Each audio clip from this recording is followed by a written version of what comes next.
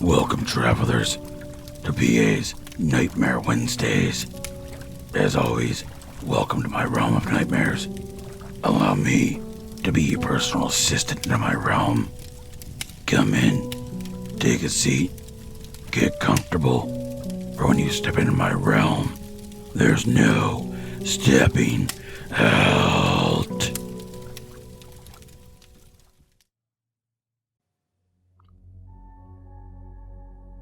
In the year 3033, the world as we knew it had changed vastly since the birth of America. The world is now ran by the elite, and the rule of government is rarely challenged. However, always met with deadly force. The events of the early 2000s made America reconsider how they wanted their country ran. It was not until around 2075 that democracy broke down and the new regime took control. But this is not why we are here. Well, not exactly. It's what's happening to the prisoners. See, in this utopia, that's what they call it, but it is truly a dystopian society if I had ever seen one. I work in the prison and am in charge of the executions. I have never questioned it. I was a good little worker drone that never asked questions until I stumbled upon Project Deep Sleep. One day I was checking my emails. I noticed I had an email sent to me from the higher-ups. I opened it up, and attached was a document that said Project Deep Sleep. Document only for the eyes of staff with a level 5 clearance. I did what anyone would do. I opened it. Boy, do I wish I had not. Project Deep Sleep. All inmates that are currently being held for trial on the crime of treason will be slated for deep sleep. They will be placed in a simulation to teach them what it is like to truly live in a lawless land. These inmates will kill or be killed. Refusal to participate will result in the execution of inmates. The last one left will be brought out and re-evaluated. If they are found to be reformed, then they will be set free and able to rejoin society. However, if they are not, we will repeat this until they are all deceased or reformed. I read and reread this email. This can't be right. We're the good guys, aren't we? The people we execute are murderers, rapists, not normal people that disagree with the government. They're just sent to a class and reformed, right? After the second or third time of reading it, my boss comes into my office. Britt, hey man, how are you today? It appears one of the bigwigs upstairs got mine and your email confused again. Sorry this keeps happening, but it looks like they may have sent you a classified document. Please tell me you haven't read it yet. He asked me this with a smile on his face, but the whole time I could feel his false facade slipping and a more urgent and panicked tone took hold. Hey boss, yeah, I actually just opened the email. I was about to contact you since it said level 5 and I'm just a level 4. I didn't look at the attachment, however, so no worries. I will forward it to you and delete it on my end. I sent it to him, and he watched as I deleted it from my emails. After I finished, he smiled, his demeanor much more relaxed. Brett, I can always count on you, man. Thanks for being such an honest and productive member of society. We need more workers like you. You have a great day, champ. Talk to you later. God, I hated being called champ.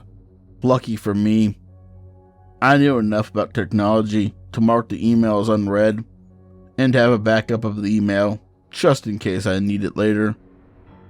But the problem now is what to do with the information I just learned. I thought about it and came to the conclusion I had no proof that these people were innocent.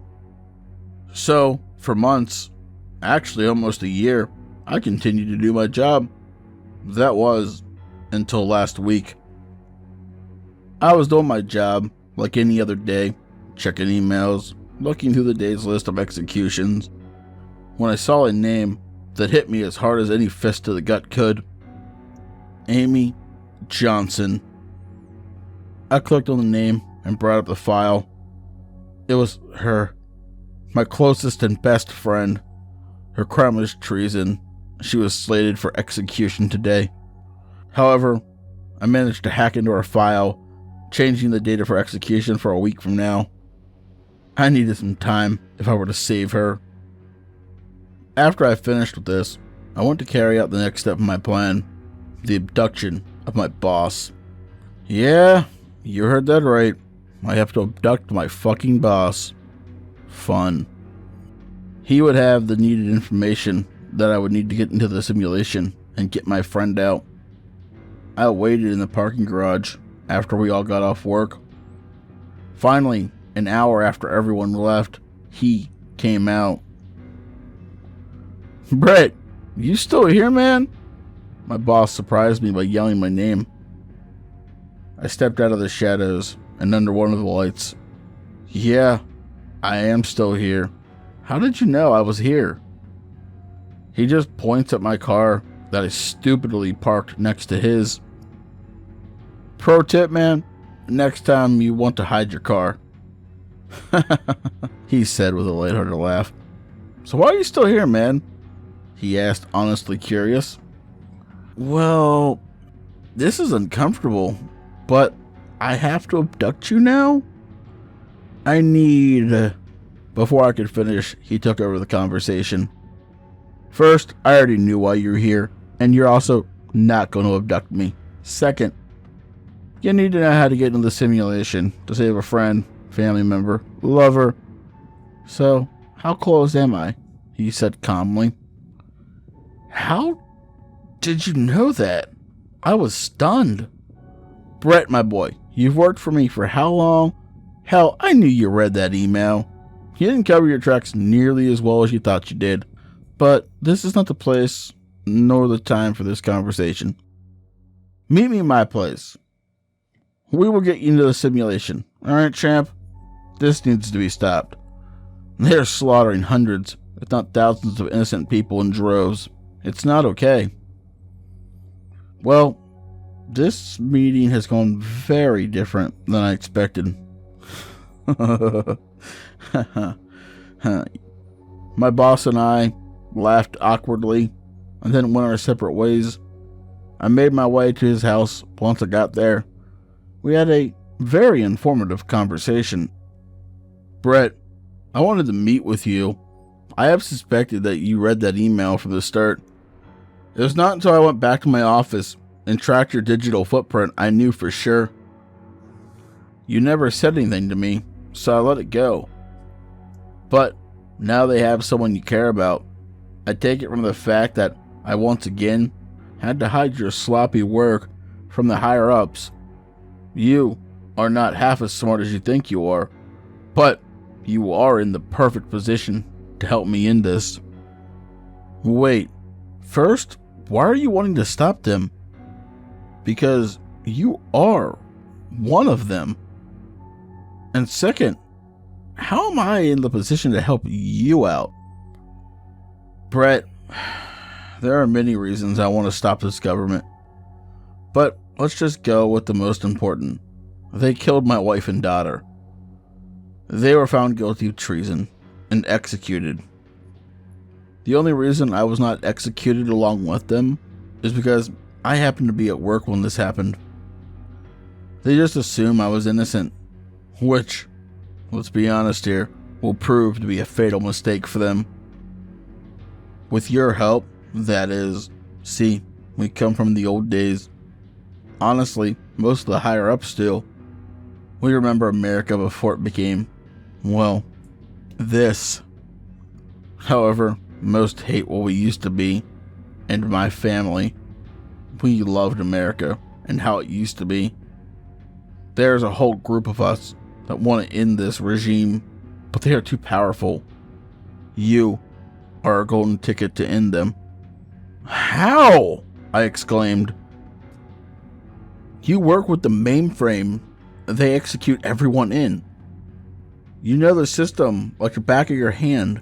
If anyone could find a backdoor out of the simulation and get everyone out alive, it's you. However, this would require you going into the mainframe, finding the backdoor, and getting the others out. I have faith in you, and with me on your side acting as a tech support, I can hide your tracks so no one would be any the wiser." "Okay, fine. So, you say they killed your wife and daughter, but how do I know you're telling me the truth? This could be a ploy for you to get me to say I am planning on committing treason, and then the police will roll up in here and arrest me. I'm going to need proof that what you're saying happened." His boss looked at him, his expression as one of sadness and heartbreak.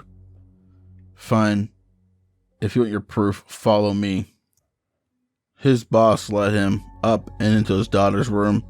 Once they stepped into the room, the first thing I noticed was the bloodstains on the floor. My boss, his eyes were filled with tears as he began to recant the tale of what happened to his family that fateful night. "See, it happened around 5 p.m. I was at work finishing up some paperwork for the company when I got the call from the police.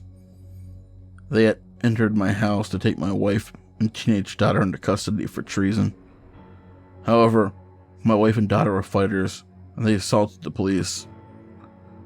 So instead of taking them in and putting them into the simulation, they executed them here on the spot. I came home to find my daughter and wife dead on the floor. My wife holding her hand.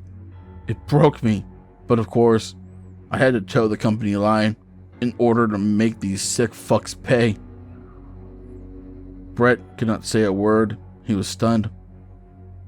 I am so sorry, Peter. I don't know what to say." Peter looked at him. "That is the first time someone has said that to me, and I believe they truly mean it. Thank you. If you want to help your friend, then help me bring this regime to its knees and avenge my family, and in the process, we'll save your friend."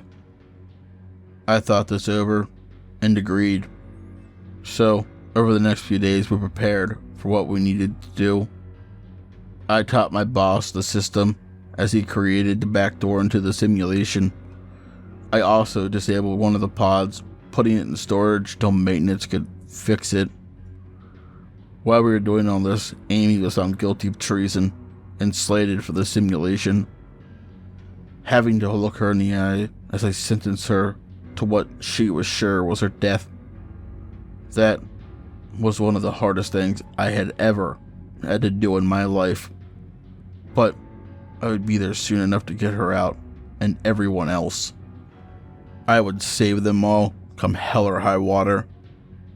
Finally, the day was upon us, and we waited for the last person to leave the office. We went to the pod that we placed in maintenance bay and set it back up. Peter programmed the back door in as I entered the simulation to try to save everyone, but the priority was Amy. The second he hit the upload button, he linked me into the simulation. I felt a shock through my whole body, and in a split second, I was thrust into another world. I was in the middle of a clearing, woods surrounding me. This technology was amazing. I could hear the birds chirping, the babbling of the river, and even feel the wind on my skin.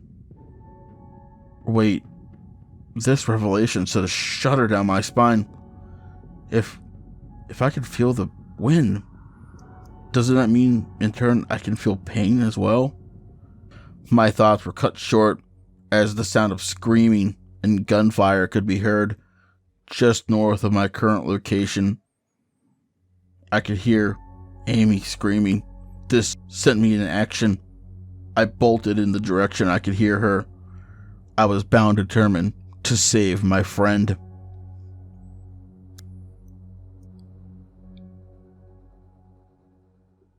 Tonight's story is by me. If you like this, chances are you'll enjoy the content over on Mina's channel. She is a fantastic content creator and writes a lot of her own stuff. Now, let's move on to this week's word of the week. Formulate. To create or devise methods, or a strategy or proposal. I had a few comments that I really enjoyed, but the little story that 242 told was my favorite. You think I would have learned my lesson by now. You think I would know better. I just can't help myself, it seems. You see, I'm addicted to stealing. And now the store is talking about litigation about me. It seems I'm gonna have to disappear yet again. I wonder if I dye my hair black this time instead of red. And also, no, King of Canadian Hell, I will not use litigation on you for forgetting to use the word of the week in your first comment. I also have merch. If you'd like to walk around representing my realm and gaining me new travelers, the links will be in the description below. As always, I want to say a huge thank you to my lovely Patreons. 242 Reads, Rando Calrissian, Pam, Seraphine the Midnight Bard, Creepy Clown Girl, Mina, Philia Noctis, and Hair-Raising Narratives. If you'd like to join these lovely travelers by the light of my fire, you can do so by becoming a Patreon as well. The support is always appreciated, but never expected. But please, don't forget to like and comment, as it really helps share this video out in the algorithm. If you're new and you like what you heard here, why don't you subscribe and ding that bell for all future content? And as always, travelers, once you step into my realm, there's no stepping out.